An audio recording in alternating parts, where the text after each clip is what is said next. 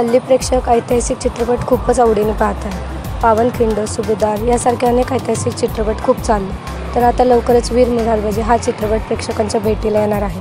या चित्रपटामध्ये अभिनेता अंकित मोहन वीर मोरारबाजी याची भूमिका साकारणार आहे। तसेच या चित्रपटामध्ये रमेश परदेशी, प्राजक्ता गायकवाड, हरीश दुधाडे, संतोष जुवेकर यांसारखे अनेक कलाकार या चित्रपटामध्ये झळकणार आहेत। तर अंकितने या चित्रपटाचे चित्रीकरण पूर्ण झाले त्याचा व्हिडिओ शेअर केला आहे। पाहूयात तो व्हिडिओ।